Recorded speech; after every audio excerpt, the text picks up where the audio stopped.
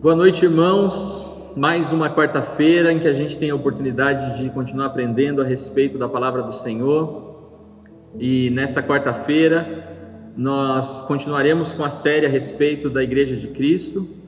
E na aula de hoje nós vamos aprender sobre a Igreja de Cristo e o problema do mal. Que você possa pegar a sua Bíblia, o seu caderno e prestar atenção na aula, fazer as suas anotações e vamos aprender juntos. Boa aula e nós voltamos no final. Graça e paz, amados. Por que é que existe o mal e o sofrimento no mundo? Se Deus existe e Deus é tão bom quanto nós imaginamos que é, melhor dizendo, Deus é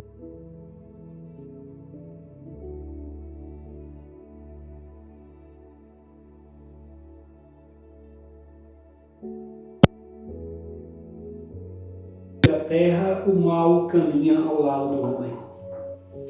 Nós encontramos guerras, nós encontramos sofrimentos, pobreza, doenças, pandemias, pessoas machucando pessoas, pessoas agredindo pessoas, pessoas matando pessoas. Às vezes, naquele círculo onde deveria existir mais amor, mais respeito, esposo mata esposa, esposa mata esposo, pais matam filhos, filhos matam pais, pessoas matam para roubar. De vez em quando acontece uma calamidade como aquela que eu preguei recentemente aqui, tsunamis, pandemias como essa que nós estamos vivendo com o coronavírus, uma pandemia que vai ficar para a história da humanidade. As gerações que vieram depois da gente tomarão ciência do que aconteceu em 2020, o ano em que a Terra parou, o mundo parou. Enfim, se Deus é tão bom e Deus é todo poderoso, por que é que Ele permite o mal e o sofrimento no mundo? É sobre isso que nós iremos estudar nesta noite. A Igreja de Cristo e o problema do mal. A Igreja de Cristo e o problema do mal. Esse tema é um dos temas mais importantes da teologia e da filosofia. Eu só não digo que é o mais importante, porque o mais importante é Deus. Tirou Deus, esse é o grande tema de debate na teologia e na filosofia. O problema do mal, o problema do sofrimento humano. É um tema tão abrangente, tão pertinente, tão central na filosofia e na teologia, que há uma área na teologia só para discutir esse problema. Tanto na teologia como na filosofia. Há uma área específica onde as pessoas se debruçam sobre esse tema, suas nuances, seus desdobramentos. Alguns ficam expert nessa área, que é chamada de teodiceia. No caso da teologia, os teólogos se debatem para tentar explicar esse Deus bom e todo-poderoso e o mal que existe. E só para você ter uma ideia, todas as filosofias do mundo, todas as teologias do mundo, todas, não só a cristã, teologia muçulmana, teologia budista, todas as teologias do mundo, falam, debruçam, estudam e têm algo a dizer sobre o problema do mal e do sofrimento humano.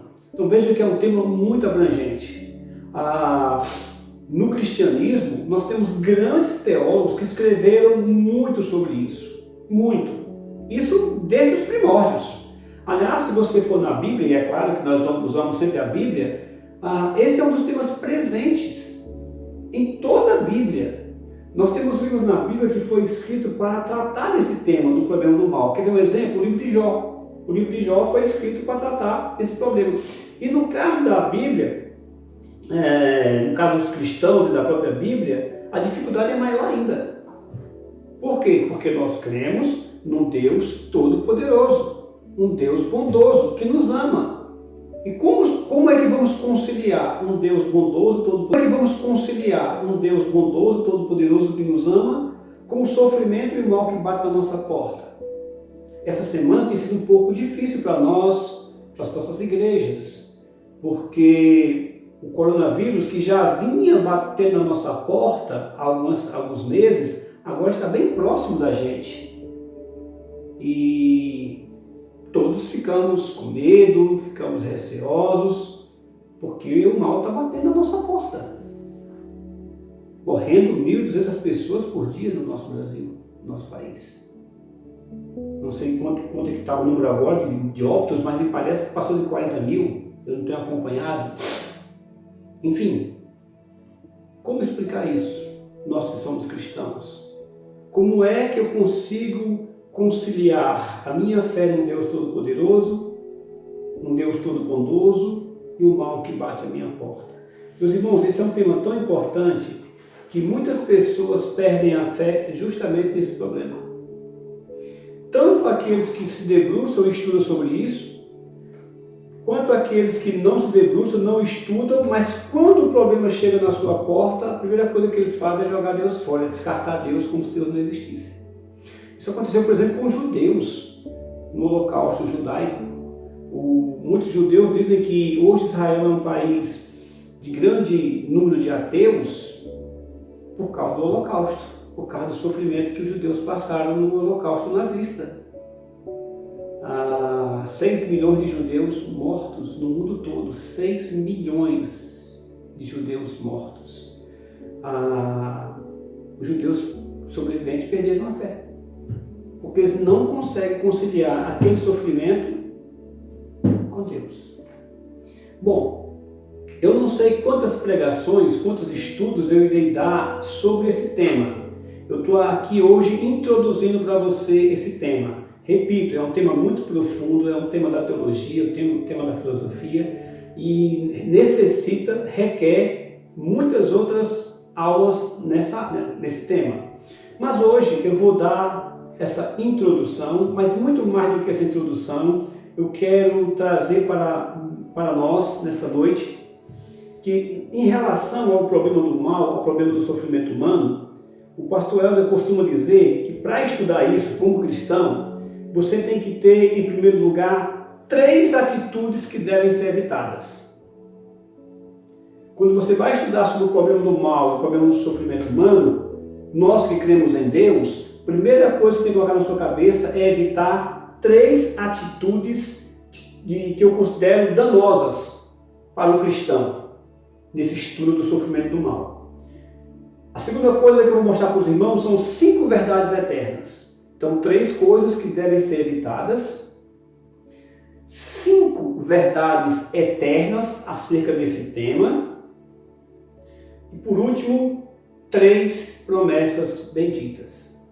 Então, nesse nosso primeiro estudo, repetindo mais uma vez, eu vou passar para os irmãos 3 coisas que devem ser evitadas no estudo acerca de Deus e o problema do mal. Vou mostrar 5 verdades eternas que a Bíblia nos mostra. E eu concluo com 3 promessas benditas, que são 3 aplicações importantes para a nossa vida. Então vamos começar. Meus irmãos, quando nós estudamos sobre o mal e o sofrimento humano, uma coisa que você deve começar colocando na sua mente, no seu coração como cristão, principalmente você, meu irmão, que nesse momento está cansado, sobrecarregado, você que está passando por uma luta, por um sofrimento, você que está passando por uma perda de um ente querido, você que está naquela batalha, sabe, por uma pessoa que você ama e que está contaminado com esse vírus ou que está com outro problema de saúde, você que está numa luta, você que está vendo o mal bater na sua porta, a sombra tenebrosa da morte chegando perto da tua casa, da tua família. Essa verdade é fundamental para dar o pontapé inicial. Que verdade é essa? Como cristão, você tem que dizer para a sua mente e para o seu coração: o Deus Todo-Poderoso está no controle da vida dos seus filhos amados.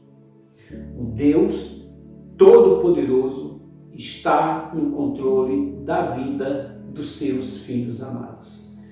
Eu exijo que o meu eu creia nisso, apesar das lutas e dificuldades. Eu não posso deixar que nenhuma dúvida me tire essa verdade do meu coração. Por pior que eu esteja espiritualmente, mesmo que eu esteja pecando, mesmo que eu esteja fora da vontade de Deus, mesmo que eu esteja fraco, espiritualmente falando, mesmo que eu não esteja com tanto ardor na fé, não importa a situação espiritual que eu esteja. Ou ao contrário, mesmo que eu esteja ardendo em fé, comprometido com Deus, com a obra de Deus, tanto faz. Eu não posso jamais permitir, em circunstâncias alguma, a dúvida de que o Deus Todo-Poderoso está no controle da vida dos seus filhos amados. A minha vida eu tenho que ter certeza que está nas mãos de Deus e Deus tem o controle. Hoje eu mandei um WhatsApp para o pastor Zé Luiz, lamentando, a irmã Anice está com o coronavírus, preocupado também com a saúde do pastor Zé Luiz, da sua casa. E eu disse isso para ele. Bom, nossas vidas... Ele falou para mim, eu falei para ele, Nossas vidas realmente estão nas mãos de Deus. Portanto, está em boas mãos. As circunstâncias não podem mudar essa verdade. O Deus Todo-Poderoso está no controle da vida dos seus filhos amados. Você tem que repetir isso para você mesmo. E quando vier o medo, e quando vier a dúvida, e quando vier a ansiedade, e quando vier o terror, e quando vier o pavor, você diga para você mesmo. Não ouça o seu coração falando para você. Fale você para o seu coração. Coração, sossega, descansa. Você ainda vai louvar o Senhor. Você vai continuar louvando ao Senhor, melhor dizendo. Porque o Deus Todo-Poderoso está no controle da vida dos seus filhos amados. Essa é a verdade cristã. É bom você entender, nessa nossa introdução, que o mal, existem vários temas para estudar o mal. Como eu falei, precisa de outras aulas. Mas, por enquanto, você precisa entender que existe 3 tipos de males. 3 tipos de males no universo. Nós chamamos de mal natural, mas só que nós cristãos chamamos de mal natural diferente do que o mundo chama de mal natural. Para nós, o mal natural é aquele mal que não envolve a ação humana. Uma tempestade, um ciclone, um tsunami. Por exemplo, esse coronavírus, se não foi fabricado em laboratório, não envolveu a ação humana, é um mal natural. Agora, é natural só neste sentido, porque não envolve a ação do homem. Não foi o homem que criou o tsunami, não foi o homem que criou uma tempestade com raio e derrubou uma casa e matou várias pessoas. Não. É a natureza. Não é no sentido que o mundo ensina. É bom você entender isso. Porque o mundo, quando fala do mal natural, ele fala como sendo algo que pertença à vida e ao universo. É algo normal da vida, do universo. O mal não. O mal, nesse sentido, não é uma coisa natural. Não é uma coisa normal do universo que nós vemos. Não. Nós vamos ver isso em outra aula. O mal é uma coisa que foi imposta. O mal é um intruso que apareceu sem ser convidado. É como se fosse uma ferrugem no ferro. O ferro sem ferrugem, ele continua sendo ferro e sendo um ferro melhor. Mas a ferrugem aparece no ferro. Você come, aparece no ferro. E se você deixa, o que acontece? A ferrugem come o ferro. Então o mal, para nós cristãos, é natural no sentido de não envolver a ação do homem. Mas não é natural no sentido que as outras filosofias, as outras teologias creem. Não, é natural como o ser humano morrer é natural, como as coisas naturais. Não, não é natural. Nesse sentido, para nós, não é. Segunda coisa, além do mal natural, existe o mal moral. Aí sim, que é o contrário do natural, como nós acabamos de pregar. O mal moral é aquele causado pelos homens, por agentes morais, pelos seres humanos, como guerras, injustiça, escravidão, corrupção, mentira, roubar. Ou seja, o mal moral é causado por agentes morais. Não entra, por exemplo, os animais. Um leão, quando mata uma zebra, não é um mal moral, porque o leão não é um ser humano, não tem princípios morais, certo? Então existe o mal natural, aquele que não envolve a ação humana. Existe o mal moral, que é causado pelos homens, que infelizmente é o que o Brasil mais tem. E existe o mal espiritual, que é causado por Satanás e seus demônios. Então existe o mal natural, o mal moral e o mal espiritual, causado por Satanás e seus demônios. Então vamos ver em outra aula, mas só para adiantar para você, o mal ele é universal. Só existe hoje um lugar no universo onde não há mal.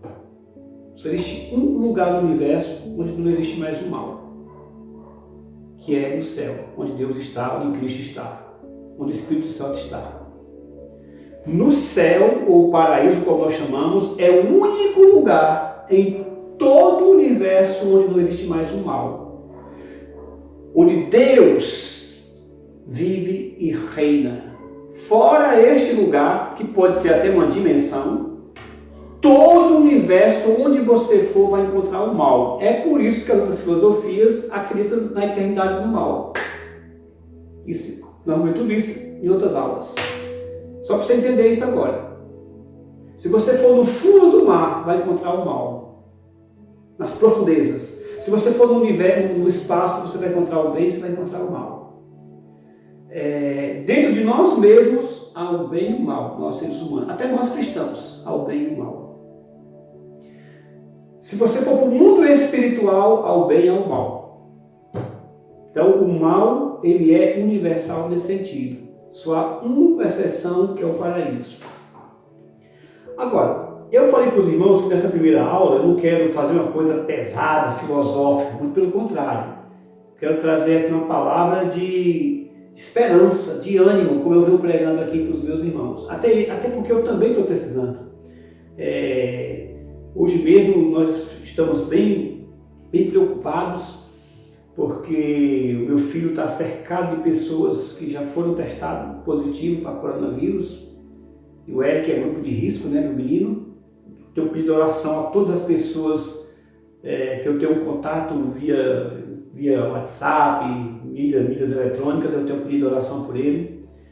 Ontem eu e Iraci não passamos bem, se os irmãos prestaram atenção, desde a pregação passada que eu comecei a ter rinite de novo. Fazia tempo que eu não tinha rinite, mas com essa mudança de tempo, a rinite pegou e não tenho dormido bem, então tem sido uma semana difícil. Então eu também preciso de ouvir estas verdades aqui. E eu espero que meu irmão que está do outro lado me vendo e me ouvindo, Deus use estas verdades, Deus use essa palavra para trazer ânimo a você, trazer esperança, trazer conforto, trazer força. Então vamos lá, meus irmãos. 3 atitudes que devem ser evitadas. Atitudes que devem ser evitadas quando o mal bate na nossa porta. Porque a tendência, quando nós estamos passando por um problema de sofrimento, é achar que Deus nos abandonou. E é por isso que essa pregação, eu até queria sugerir para o Lucas, ter colocado o nome, era Onde Deus Está Quando as Coisas Vão Mal. Eu até ia sugerir esse tema, depois mudei. Mas quando as coisas estão mal, a primeira coisa que você procura é Deus, principalmente você que é cristão. Então, nas 3 atitudes que devem ser evitadas, a primeira atitude é achar que Deus nos abandonou. Porque é sempre a pergunta que fazem, tanto faz cristão como não cristãos: cadê Deus? Os judeus perguntaram isso no Holocausto, em Auschwitz. Agora, em Mariana, no desastre de Mariana, no Brasil, fizeram a mesma pergunta: cadê Deus? Agora, nesse coronavírus, estão fazendo a mesma pergunta: cadê Deus? Então as pessoas acham que Deus nos abandonou. Se você abrir sua Bíblia para João capítulo 11, é o capítulo todo de João capítulo 11. Nesta passagem nós podemos tirar várias lições. Aliás, eu vou tirar todas as lições de João capítulo 11, nesta questão do problema do mal. E o problema do mal quando bate na porta dos filhos de Deus. João capítulo 11, a ressurreição de Lázaro. Porque nós encontramos aqui uma família cristã. Uma família que tinha Maria, Marta e Lázaro como os chefes da família, os destacados da família. E essas três pessoas, além de serem cristãs, eles eram discípulos próximos de Jesus Cristo, íntimos de Cristo. Veja só, eram pessoas íntimas de Cristo, eram tão íntimas, que toda vez que Jesus ia para Jerusalém, se hospedava na casa deles. Todas as vezes que Jesus ia para Jerusalém.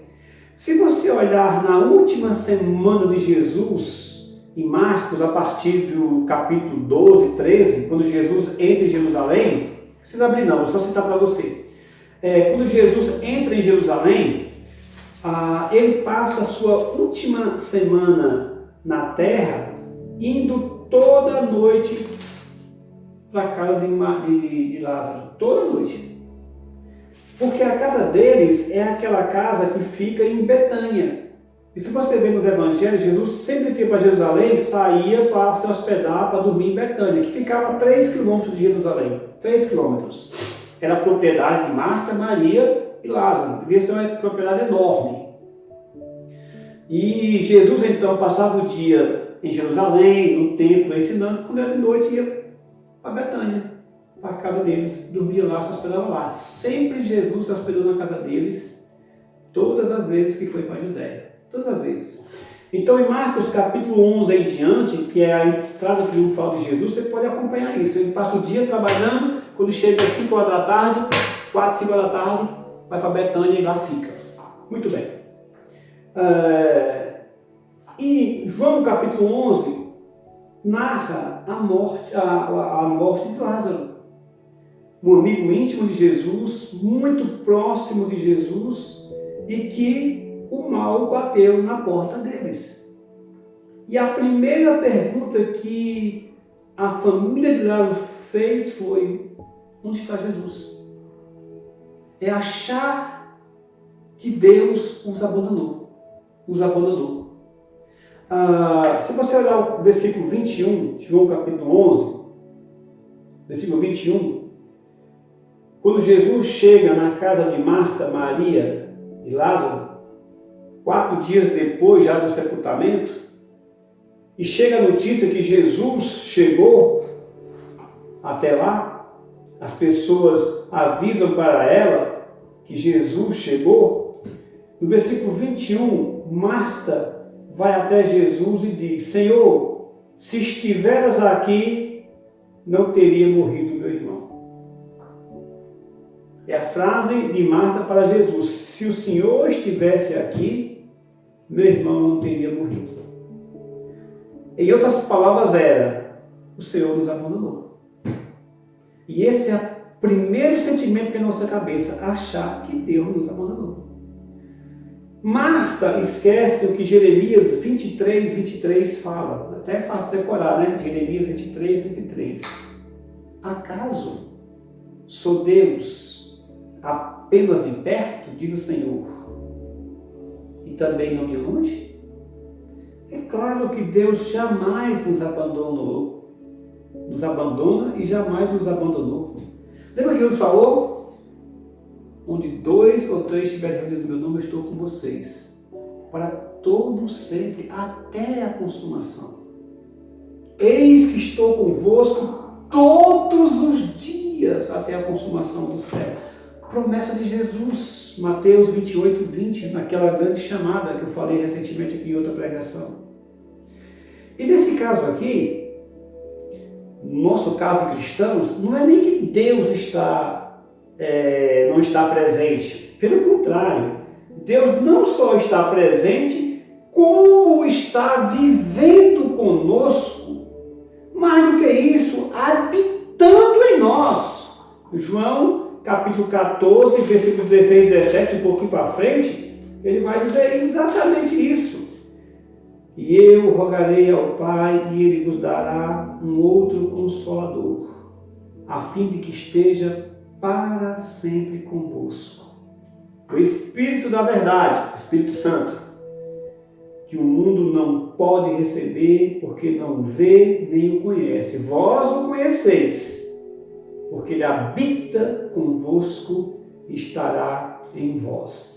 Em outras passagens, a ideia, o verbo, aparece como tabernacular.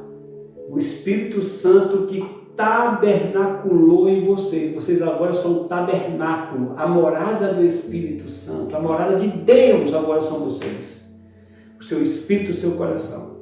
Então, meu irmão, não cometa o erro de Marta, não cometa o erro de Maria, sua irmã. Por exemplo, João capítulo 11, versículo 32, quando Maria chegou ao lugar onde estava Jesus, ao vê-lo, lançou-lhe aos pés, dizendo: Senhor, se estiveras aqui, meu irmão não teria morrido.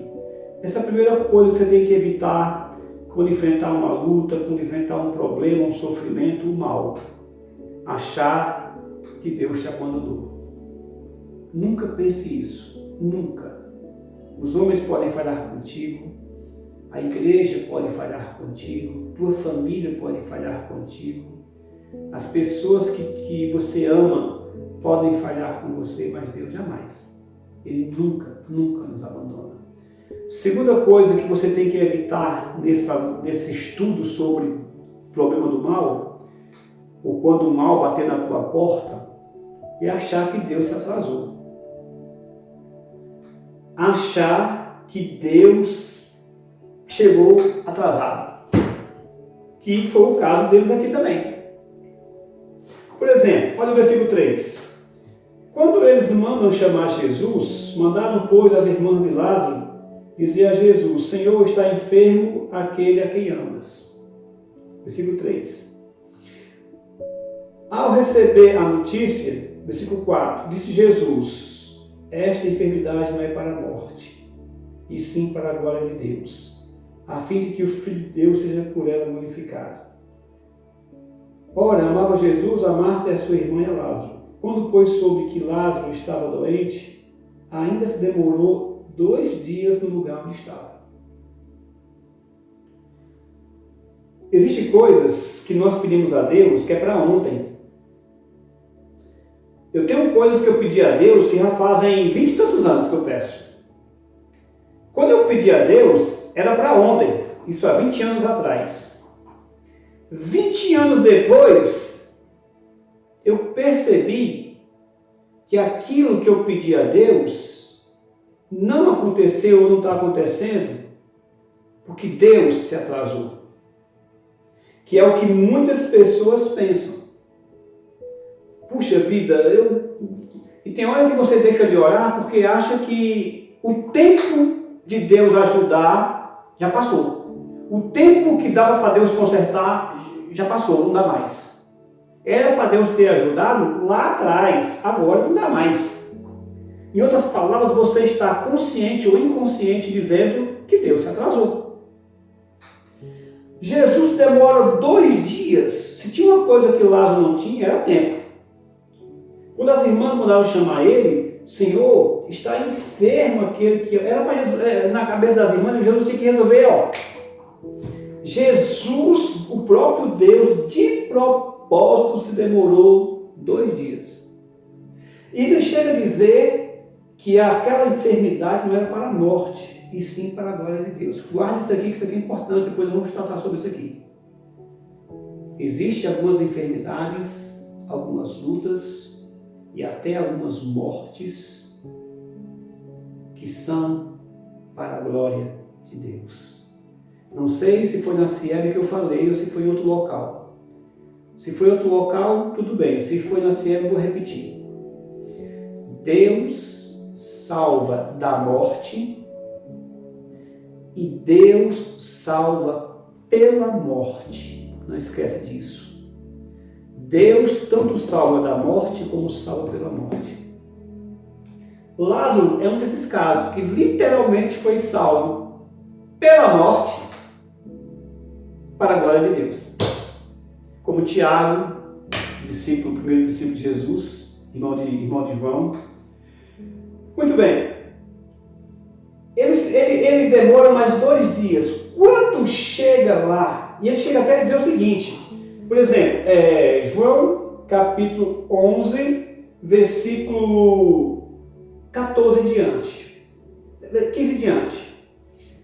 E por vossa causa me alegro de que lá não estivesse, para que possais crer, mas vamos ter com ele.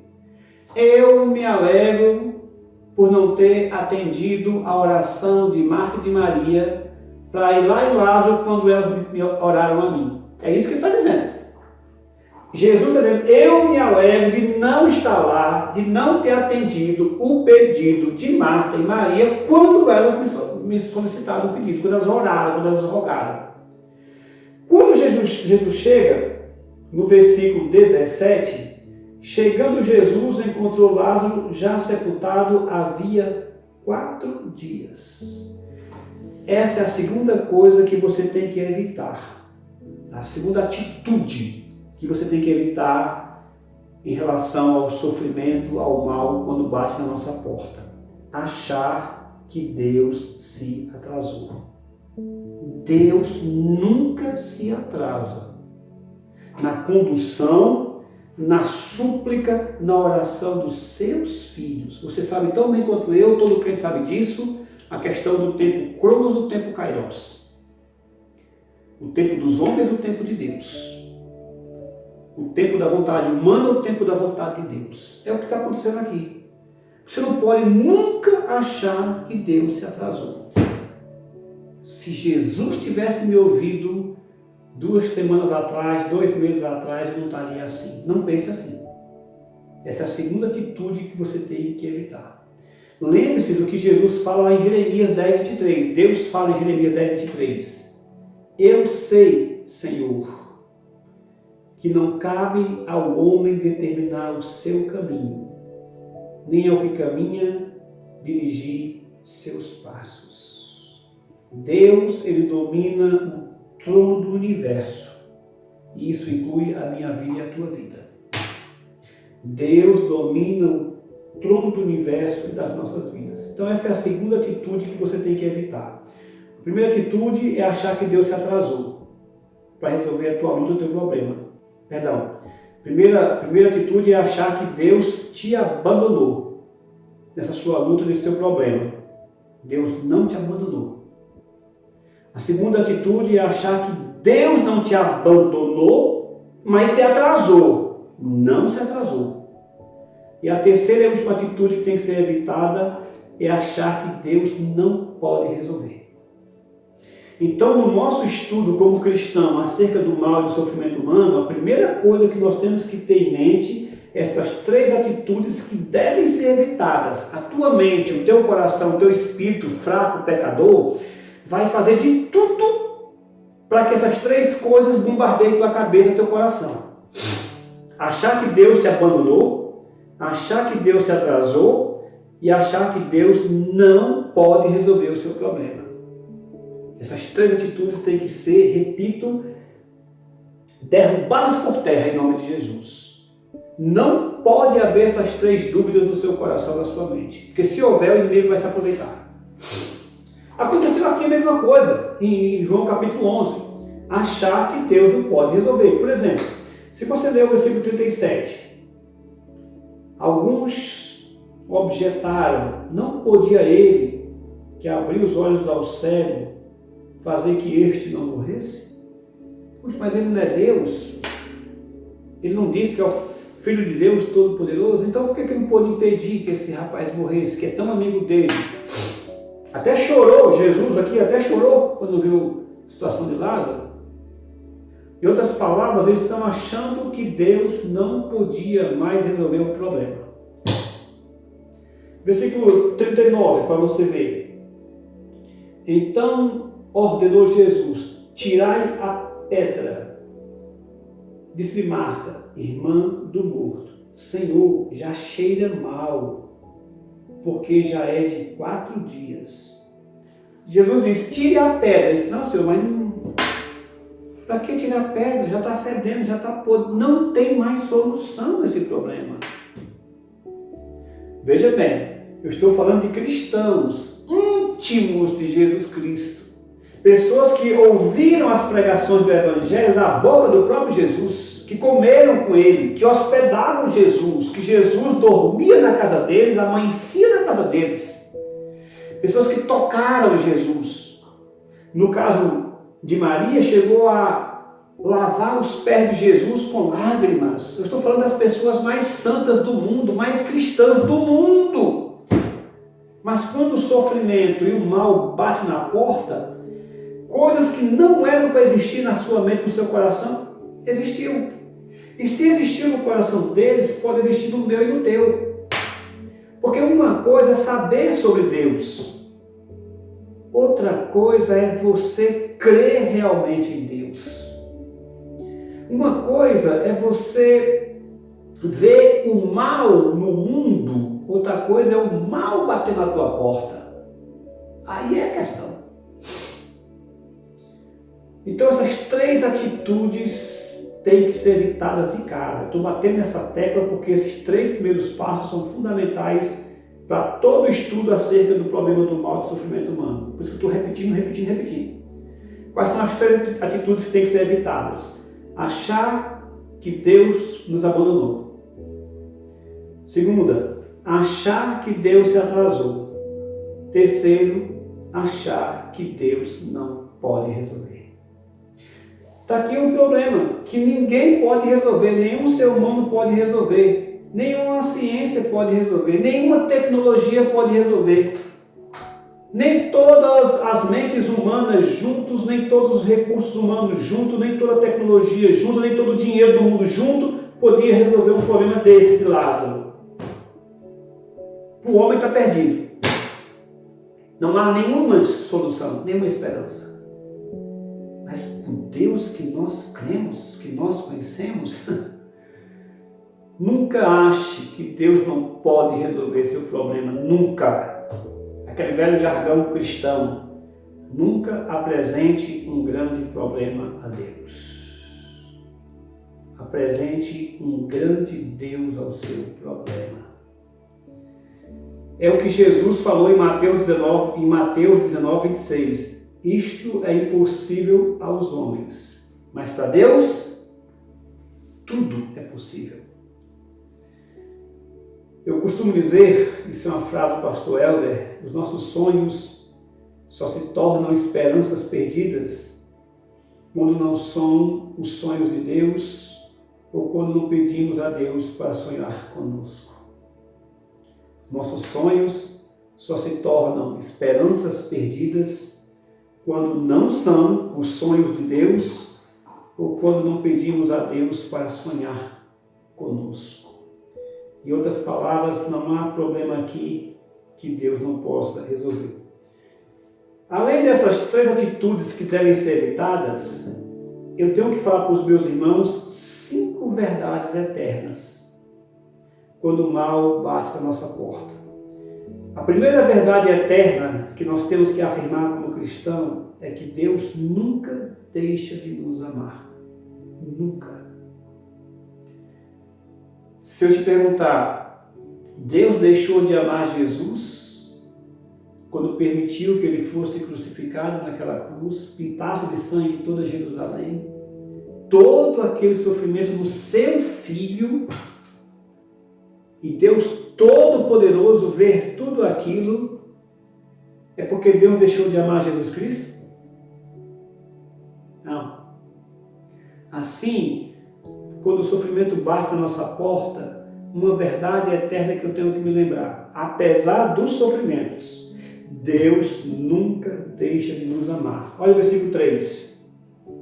Mandaram, pois, as irmãs de Lázaro chamar Jesus. Senhor, está enfermo aquele a quem amas. Isso aqui é o testemunho das irmãs de Lázaro, testemunhando como cristãs que Jesus amava seu irmão Lázaro, cristão também. Olha o versículo 5. Ora, amava Jesus a Marta e a sua irmã e a Lázaro. Esse aqui é o testemunho do apóstolo João, testemunho da igreja. Olha, não há dúvida de que Jesus ama Marta, Maria e João. Marta, Maria e Lázaro. Mas se você for lá no versículo 36, então disseram os judeus, vede quanto o amava. No momento que ele chora, e quando ele está chorando, os judeus dizem, vede quanto ele amava. Veja bem, é o testemunho de Deus, é o testemunho do apóstolo João, da igreja, os discípulos, e é o testemunho até dos descrentes, daqueles que não criam em Jesus Cristo. Olha, uma coisa nós podemos afirmar: Jesus ama Lázaro. Jesus ama esta casa. Jesus ama esta família, Marta, Maria e Lázaro. Essa é a primeira verdade eterna, meu irmão. Deus nunca deixa de nos amar. É difícil você sentir o amor de Deus dependendo da dor que você está passando. É difícil. Mas Deus está lá nos amando. Se você não ver, não é porque Deus não está te amando ou deixou de te amar. É muitas vezes pela nossa fraqueza, nosso pecado. Às vezes a dor é tão grande que o conhecimento que nós temos de Deus e a devoção que nós temos a Deus é eclipsada pela dor. Eu fiquei muito abalado com a morte do pastor Jurandir. Fiquei muito triste. Principalmente porque foi uma coisa que eu não estava esperando. De repente, um dia eu fiquei sabendo que ele estava doente. No outro dia estava bem grave a situação. No outro dia chegou a falecer. Então, para mim, foi um choque. Porque eu gostava muito do pastor Jurandir. Muito, vai ser uma bênção participar da ressurreição e reencontrar o irmão Jurandir na glória. Mas para mim foi um baque. Foi um baque tão grande que minha mente, quando eu começava a pensar nele, o jeito dele, as brincadeiras dele, as coisas que nós fazíamos, aquelas conversas que nós... Na hora que eu começo a pensar, meu cérebro travava, porque eu não aguentava me lembrar dele sabendo que ele estava morto. Meu cérebro travava na hora. Mesma coisa aconteceu com o meu amigo Félix lá no meu Ceará. Meu grande amigo mesmo. Na hora que chegou a notícia que ele morreu, meu cérebro não consegue pensar nele e ele morto. Eu começo a pensar e a cabeça já foge porque foi um choque. Mas eu sei que mesmo diante dessas... Imagina a família do pastor Jurandir, né? Eu sou apenas um amigo. Imagina a sua esposa e seus filhos. Mas eu sei de uma coisa. Deus ama o pastor Jurandir e Deus ama a família do pastor Jurandir. Deus ama tanto o pastor Jurandir que fez o melhor que pôde por ele, aqui na terra e na glória. É o que Romanos nos ensina, né? Romanos 8,37. Em todas estas coisas somos mais que vencedores por meio daquele que nos amou. Paulo alista um bocado de lutas e sofrimentos. Ali está uma grande descrição do problema do mal. Ele diz, apesar de tudo isso, espada, fome, em tudo isso, todas estas coisas, somos mais que vencedores por meio daquele que nos amou. E Romanos 8,39 ele conclui dizendo, nem a altura, nem a profundidade, nem qualquer outra criatura poderá nos separar do amor de Deus que está em Jesus Cristo nosso Senhor. Nada nem ninguém pode nos separar do amor de Cristo, do amor de Deus que está em Cristo Jesus. Nem o sofrimento, nem o mal, nem a morte, nem a espada, nem a fome, nem a peste. Nada. Segunda verdade eterna. Creia, meu irmão, que Deus nunca perde o controle das nossas vidas. Esse capítulo 11 é uma prova bem clara do que eu estou te afirmando. Tudo o que aconteceu na família de Lázaro, na vida de Lázaro, estava sob o controle de Deus. tudo isso que aconteceu aqui. Ele recebe a notícia, ele demora 2 dias, ele avisa para os discípulos que até se alegra não estar lá, não ter ido lá na hora que eles clamaram por ele. Ele chega lá, fica fora, uma irmã vai visitá-lo, depois ele entra na aldeia, aí vem as pessoas, tinha muita gente, já que lá era uma pessoa famosa, uma pessoa conhecida, um homem de grandes postos também. Então tinha muita gente lá. Quando ele chega lá, tudo aquilo, e antes de fazer o milagre, ele ainda dá graças a Deus, porque tudo estava no controle de Deus. Deus nunca perde o controle da sua vida. Eu lembro muito do meu professor de pedagogia e outras matérias no seminário, chamado Dr. Gary Barber, mestre Gary Barber. O Gary, ele jogava futebol. Foi o único americano que eu vi jogar bola bem, foi esse na minha vida. Hoje tem vários, né? Hoje tem bastante, mas naquele tempo é difícil encontrar um americano que jogasse futebol bem. Esse jogava. E o Gary, uma vez jogando futebol, no meio da quadra ele ficou tonto.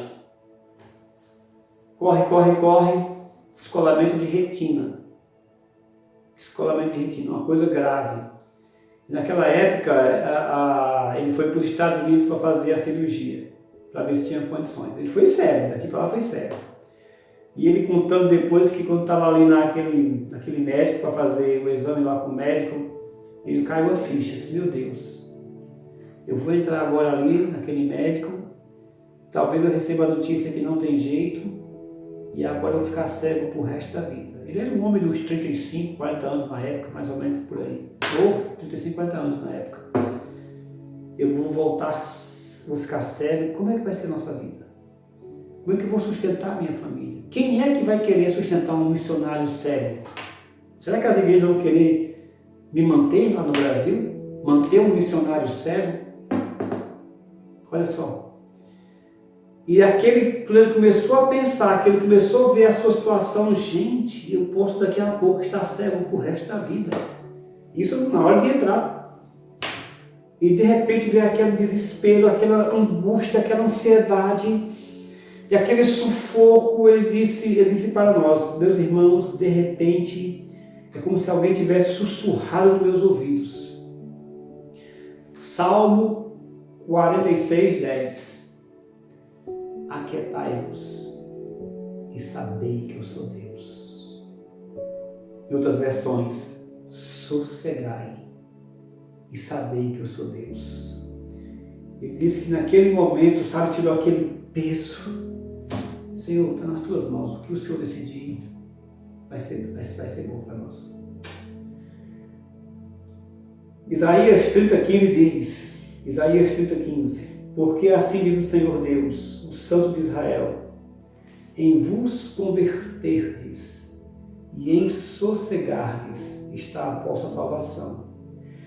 Na tranquilidade e na confiança a vossa força.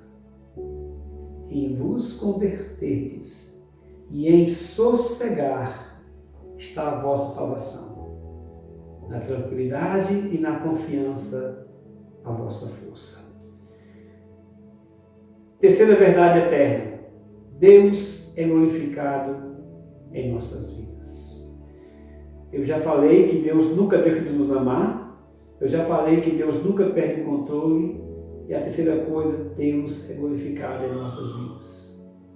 Algumas lutas que nós passamos, meus irmãos, se passarmos como cristãos, e não são fáceis, né, de passar, Deus é glorificado em nossas vidas. Isso é a coisa que as pessoas não falam em batalha espiritual, né? Tem muita porção de batalha espiritual. As pessoas não falam muito em expulsar Satanás, vencer o diabo, não falam muito isso. Lutero dizia que a coisa melhor que um cristão pode fazer, não é bem assim a frase de Lutero, deixa eu refazer a frase. Lutero dizia mais ou menos o seguinte: quando você não consegue expulsar Satanás pela leitura da Bíblia, pela oração, a melhor coisa a fazer é escarnecer dele. Lutero falou isso e outros teólogos famosos falaram isso também. E como hoje se fala muito em expulsão de demônio, batalha espiritual, deixa eu te falar aqui uma coisa. Deus é mais glorificado em nossas vidas quando, apesar de todo o sofrimento, eu continuo glorificando o nome de Deus. É isso que Satanás não suporta. É você, apesar do sofrimento e da luta que está passando, glorificar o nome de Deus. Satanás é humilhado, ele é escarnecido. É o que aconteceu, por exemplo, no livro de Jó. Eu gosto daquela parte que Deus pega Satanás e esfrega o nariz dele no chão e diz: está vindo ali meu servo, Jó, aquele ali é fiel. E o que Satanás diz para Deus? Você dá tudo para ele, do bom e do melhor, tira para tu ver uma coisa. E Deus diz: tá bom, pode tirar. E tira tudo que pode, tira os bens materiais, tira a saúde, tira a família, deixa ele naquela situação. E Deus pode voltar, pegar o nariz de Satanás de novo, esfregar no chão e dizer: tá vendo? Esse aqui é meu. O livro de Jó é o livro do escárnio de um cristão a Satanás. De uma pessoa que ama a Deus a Satanás. Passa o que passar, aconteça o que acontecer, eu vou glorificar o nome do meu Deus. A glória de Deus é o maior bem que eu posso buscar. O que eu posso fazer de melhor na minha vida, seja no tempo bom, na bonança, seja nas tempestades, seja na saúde, seja na doença, seja na riqueza, seja na pobreza, seja na abundância, seja na escassez, é glorificar a Deus. Como o rei Davi disse: a tua glória é melhor do que a vida. Os meus lábios te louvo. Deus, ele não é insensível ao nosso sofrimento. Então você vai glorificar a Deus, você está sofrendo, pessoas na sua família estão doentes, pessoas na sua família que você ama podem morrer, entes queridos podem morrer da sua família, e você continua glorificando a Deus, como a mulher de Jó falou para ele. Você vai continuar crendo em Deus, glorificando esse Deus, na situação que você está. Jó sabia que buscar a glória de Deus é o maior bem que eu posso fazer para mim, para minha família, para o mundo. Até porque Deus não é insensível ao nosso sofrimento. Versículo 35 é famoso. Jesus chorou. Ele chorou por quê? Porque ele viu o sofrimento.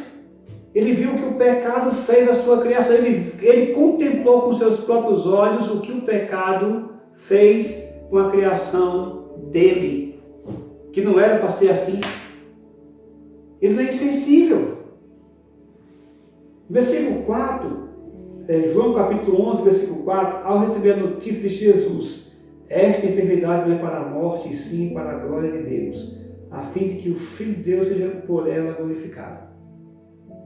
Aquele sofrimento que aquele pessoal passou, não só Deus não é insensível ao sofrimento que eles passaram, como Deus operou o milagre, mas tudo com um propósito maior. A glória de Deus. Jesus glorificou a Deus no sofrimento, na cruz, onde mais Deus foi glorificado neste mundo foi na crucificação do seu Filho Jesus Cristo. Em todo aquele sofrimento. Lembre-se do que o profeta falou de Jesus Cristo. Ele era desprezado e o mais rejeitado entre os homens, homem de dores e que sabe o que é padecer. Não é que Deus é masoquista, ou que Deus tem um masoquista que é o que gosta de sofrer, e tem um sadomasoquista que é aquele que gosta de fazer as pessoas sofrendo. Deus não é sadomasoquista, que olha para os seus filhos sofrendo para ser glorificado, para ter prazer. Não. Ele não é insensível ao nosso sofrimento. Tanto é que Ele mesmo sofreu muito mais do que qualquer ser humano para poder nos livrar do pecado, da morte e do sofrimento eterno. Isso não é ser sadomasoquista.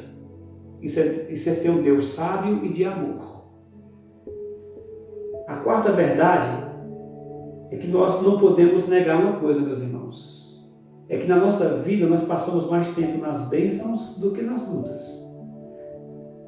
Dentre as 5 verdades eternas que eu estou te dando para cá, lembre-se, a primeira é Deus nunca deixa de nos amar. A segunda, Deus nunca perde o controle da situação das nossas vidas. A terceira, Deus é glorificado em nossas vidas, mesmo no sofrimento, ou até mais ainda no sofrimento. Paul Washer, que costuma muito dizer isso, Paul Washer, pregador americano. Glorificar Deus é você ver um ente querido seu morto num acidente, um filho, e você continuar glorificando. Isso é glorificar Deus. Isso Satanás não suporta. É assim que a gente humilha o inimigo e é assim que a gente glorifica Deus. E a quarta verdade eterna é que nós passamos mais tempo nas bênçãos do que nas lutas. É porque na luta nós colocamos dúvida na nossa fé. E nas bênçãos esquecemos de agradecer a Deus como deveríamos agradecer. Todo filho de Deus é abençoado e recebe bênçãos. Deus nos livre e nos sustente todos os dias de maneira sobrenatural. Mas principalmente que Deus nos sustente com espírito de gratidão, para não sermos lerdos para agradecer e rápidos para reclamar. Essa é a grande verdade e esse é o grande problema, é que somos lerdos para agradecer a Deus e rápidos para pedir. Nesse tempo de pandemia, todo dia você, quando acordar, você deve agradecer a Deus. Senhor, obrigado por mais um dia de vida para mim, para minha família, para meus filhos. Obrigado por mais um dia que o Senhor me livrou. Digamos que eu e você pegue o Covid-19 amanhã. Nós vamos lamentar e reclamar com Deus? Que Deus nos livre dessa má hora.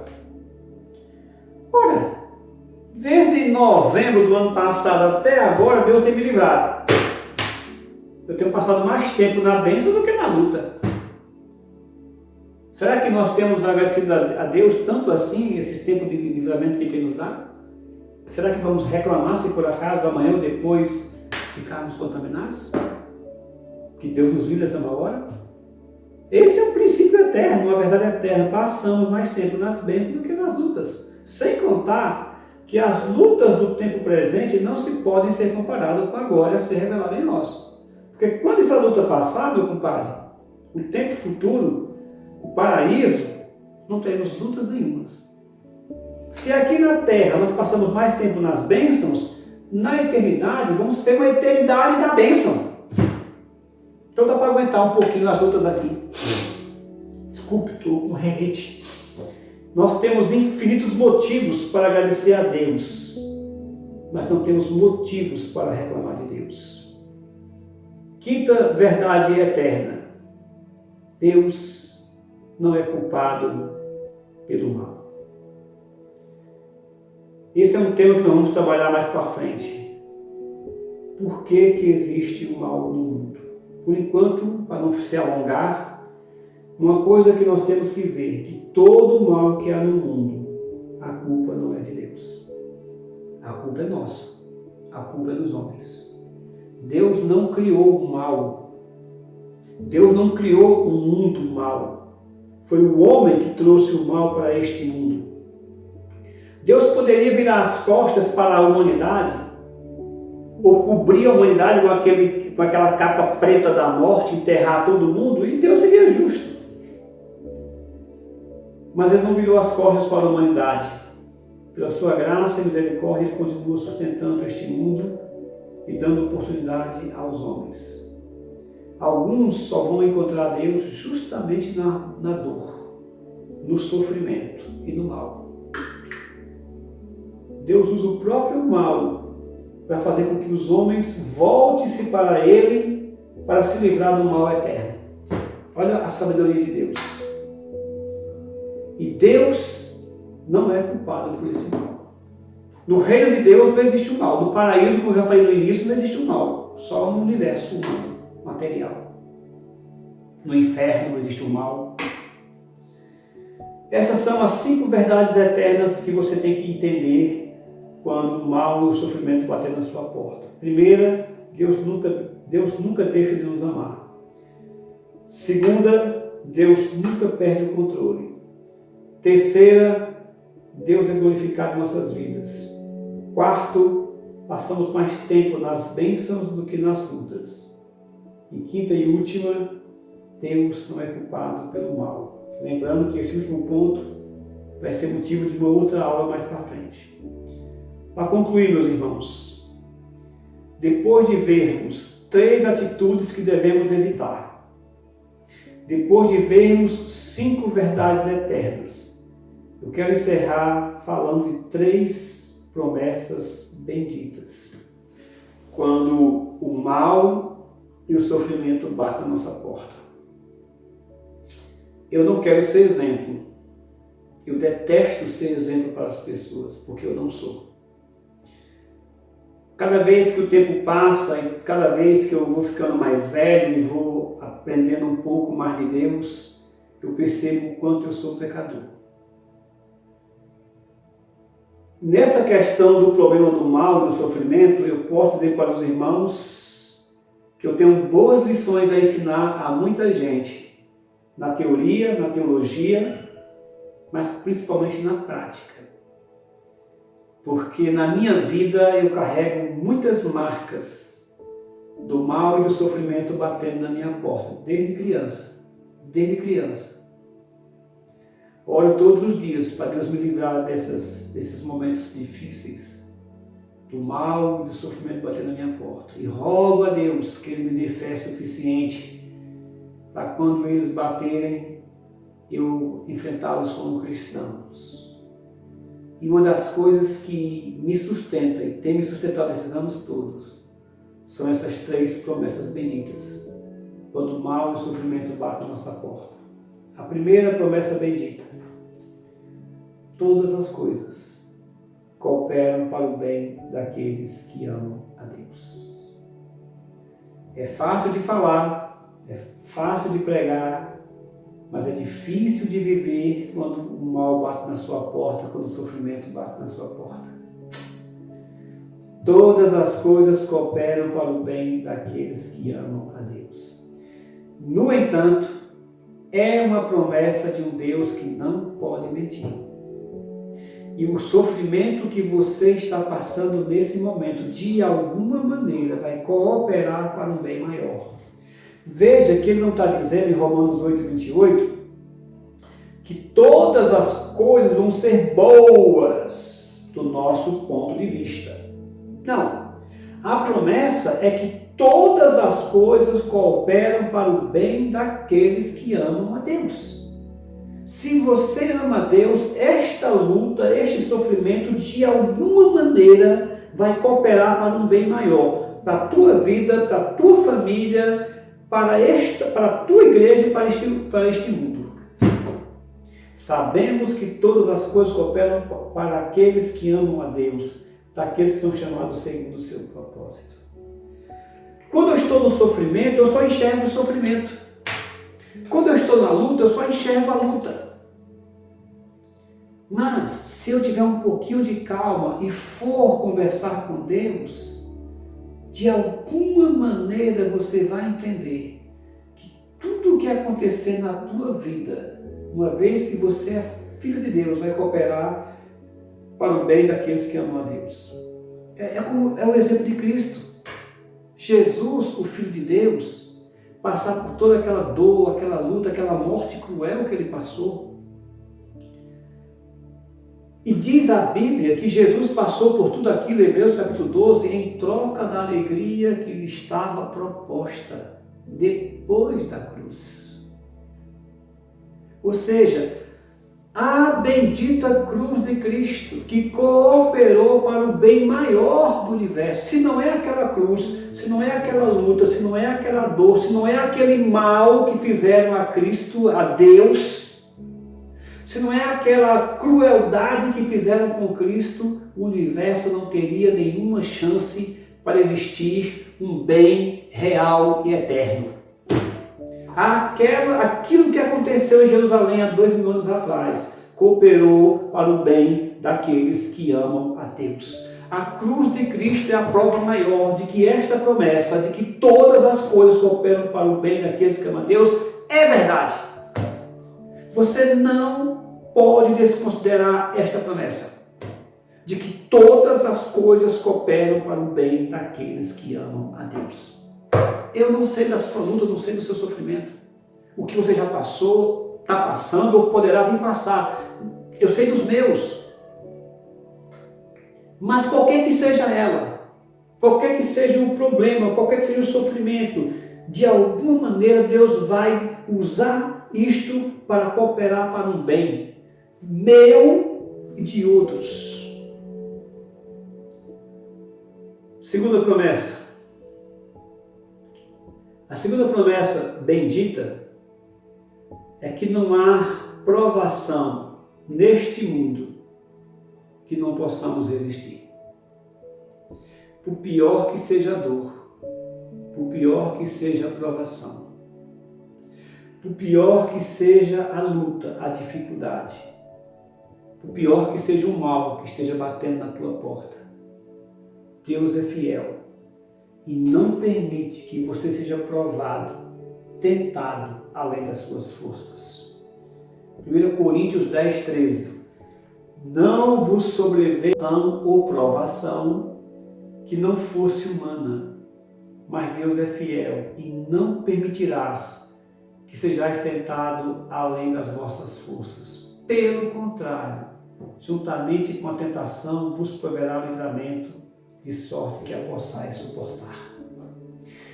Você conhece aqueles barcos, aqueles navios, né? Todo barco, todo navio tem assim uma linha. Eles pintam o navio, chama-se linha do peso ideal. Aquela linha significa que aonde a água bater, ali é o limite de peso para o barco.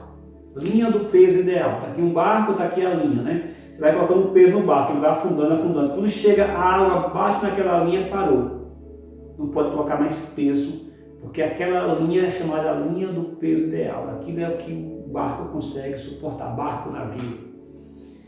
Deus passou uma linha na minha vida e na tua vida, que diz, até aqui o mal e o sofrimento podem bater, a provação e a tentação. Passou daqui eu não deixo. Por quê? Porque não pode suportar.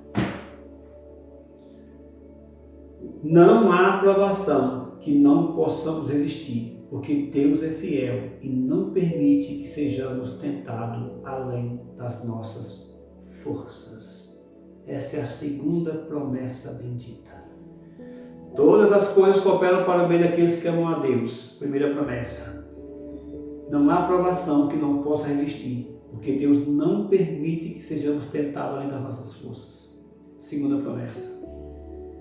Terceira e última promessa. Quando Deus não remove um problema das nossas vidas, Ele cobre com a sua graça. Essa é a terceira e última promessa bendita. 2 Coríntios 12, 9 em diante. Então ele me disse, a minha graça te basta, porque o poder se aperfeiçoa na fraqueza. De boa vontade, pois, mais me gloriarei nas fraquezas, para que sobre mim repouse o poder de Cristo. Porque quando sou fraco, então é que eu sou forte. Paulo está dizendo aqui que orou 3 vezes para que Deus tirasse um problema da vida dele, um espinho na carne, uma luta, um mal que batia na porta dele, um sofrimento. E Deus respondeu para Paulo, não. E Paulo podia perguntar, mas Senhor, por quê? E Deus respondeu para Paulo, olha Paulo, eu não vou tirar esse espinho, essa luta na tua carne, na tua vida. Porque é com esse espinho, com essa luta que você vai me glorificar mais ainda. E vai ser um bem para a tua vida. Paulo entendeu o que eu estou acabando de afirmar. Quando Deus não remove uma luta das nossas vidas, um espinho da nossa carne, quando Deus não remove um sofrimento da minha vida, da tua vida, Ele cobre com a sua graça para que nós possamos suportar. Como disse o rei Davi, a tua graça me basta. A tua graça é melhor do que a vida. O próprio apóstolo Paulo vai dizer, né? A tua graça me basta. O rei Davi, depois que passou por uma grande luta, ele disse o seguinte: foi bom eu ter passado pela provação para que pudesse aprender dos teus decretos. Conclusão, irmão. Pense um pouquinho o que eu vou concluir aqui. Nós reclamamos, nós sofremos, nós gememos na hora do sofrimento. Não é errado. Mas temos que lembrar do que foi falado nesta noite quando passarmos por lutas e dificuldades. 3 atitudes que devem ser evitadas: achar que Deus nos abandonou, achar que Deus se atrasou, achar que Deus não pode resolver. Essas 3 atitudes têm que ser rejeitadas na nossa mente. 5 verdades eternas que nós temos que nos lembrar: Deus nunca deixa de nos amar, Deus nunca perde o controle, Deus é glorificado nas nossas vidas, passamos mais tempo nas bênçãos do que nas lutas, e por último, Deus não é culpado pelo mal. E 3 promessas benditas: todas as coisas cooperam para o bem daqueles que amam a Deus.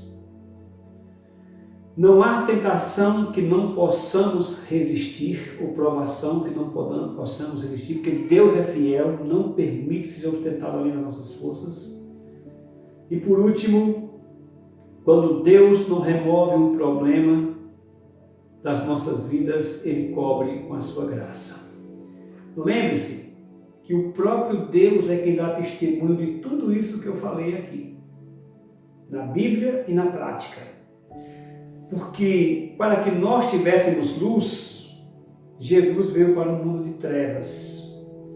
Para que tivéssemos a união com Deus, Jesus se separou do Pai.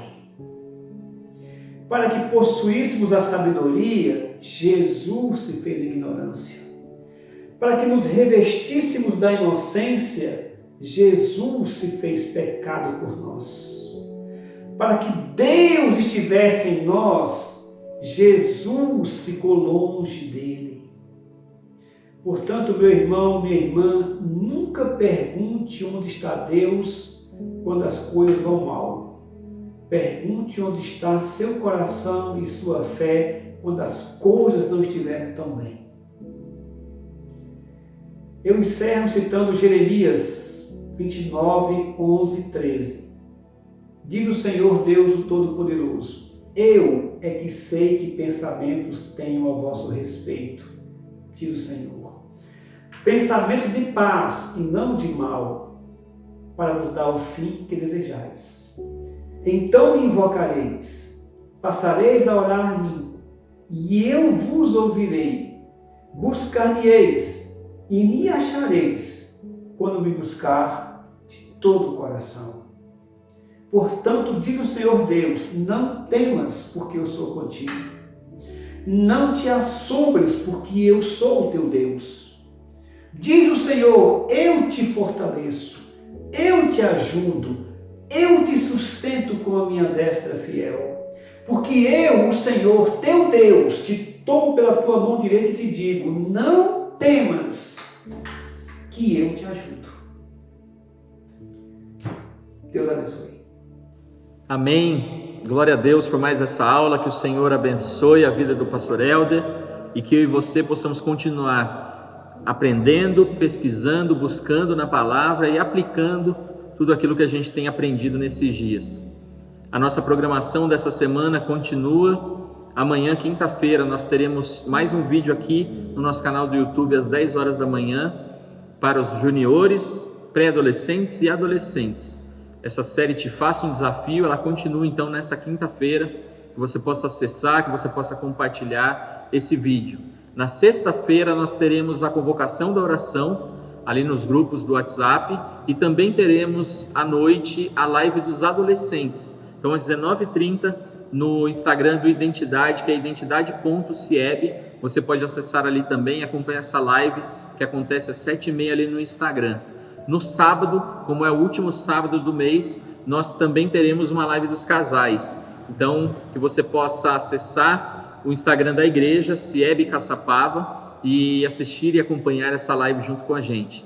7h30 da noite no sábado, então, uma live, e no domingo nós voltamos às celebrações às 10 e às 19 horas, aqui também no nosso canal do YouTube.